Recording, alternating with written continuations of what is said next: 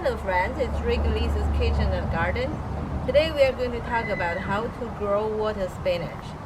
Water spinach, as its name implies, it likes water. Actually, it needs quite a bit of water. I grew them in the pots because in the pots it's easy to control the moisture in the soil. And when it's super hot, we can also move them around into shade. Water spinach are easy to grow for beginners. You can hardly fail. I started my grow just by buying a bundle of water spinach from Asian market, and then I strip off the leaves, stir fry the leaves for dinner, and use the stems. Soak the stems in the water for a week. They started to have the roots, and this one decided to grow roots itself like that. And from there, you just transplant the stems into the pot, and they start to grow. And as you can see, we neglect our water spinach a bit in the summer because we have so much stuff to eat. It's a very easy vegetable to grow, and it's easy to propagate as well. They grow into like a vine format. When you have your plants to grow, you can propagate it easily. You just cut off the branch, strip off the leaves,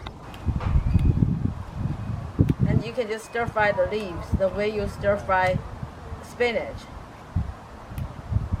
And then put the stem into water, and then in a week, sometimes just 4 days, the white roots will start from the growing points, and that's how you can propagate. You can grow it throughout the whole summer, and the advantage of having water spinach is that they can grow all summer long. They don't mind the weather, whether it's hot or it's a little bit coolish, it's okay. For the real spinach, they don't like hot weather. So when it's in the peak summer, they go dormant, they flower, they seed. Water spinach don't do that. So you can just keep harvesting it. And when you cut the branch, you promote the plants to get bushier, and you have more branches coming out. And you plant to get bushier and bushier. You have more and more to harvest by the end of the growing season. And water spinach is very similar to sweet potato leaves. They are the same way. If you want to grow sweet potato leaves, you use the same method as you do with water spinach I just described previously. The advantage of growing sweet potato leaves is that sweet potato leaves are more drought tolerant. They like heat. They can grow everywhere. They don't mind the hot weather. They don't mind it dry a little bit. But water spinach, if it's too dry and if the sun is too intense, the texture turns to be a little bit tough.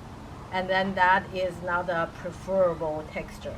So that's why we grow them in a pot and move them around. When the sun is too intense, we move them in the shade. And that keeps the texture nice and tender, like this. Nice and tender. And that's the way you want to eat it. The way to cook water spinach and sweet potato leaves is the same as the way you cook spinach.